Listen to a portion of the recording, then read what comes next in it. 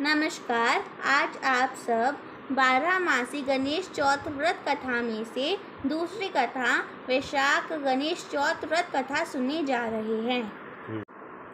पूर्व काल में रतिदेव के राज्य में धर्मकेतु नाम का ब्राह्मण रहता था। इसकी सुशीला और चंचलता नाम की 2 पत्नियां थीं। सुशीला धर्मपरायण थी और व्रत उद्यापन किया करती थी।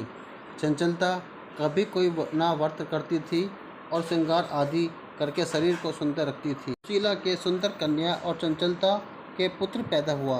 चंचलता सुशीला से बोली, तूने व्रत उपवास में शरीर सुखा दिया और बेटी पैदा की। देख मैं कभी व्रत आदि नहीं करती, परंतु फिर भी पुत्र पैदा किया। अपने सौत के वचन सुनकर सुशीला बहुत दुखी हुई और भक्तिपूर्वक गणेश जी की आराधना करने लगी। व्रत से प्रसन्न होकर गणेश जी सपने में दर्शन देते हुए बोले, हे सुशीला, मैं तेरी पूजा से प्रसन्न हूँ।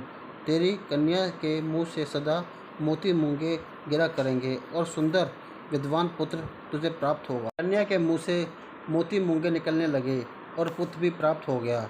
धर्मकेतु की मृत्यु के बाद चंचलता अपने पुत्र एवं सब धन लेकर अलग हो गई।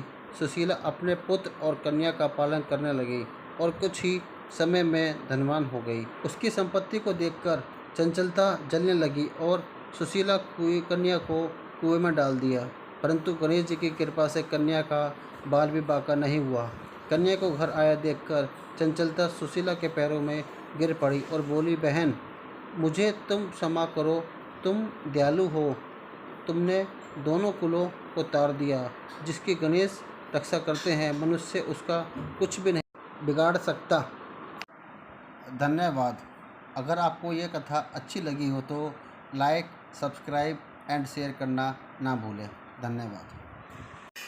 हमारी अगली कथा ज्येष्ठ गणेश चौथ व्रत कथा पर होगी, तो उसको सुनना भी ना भूलिए। Thank you for watching and listening to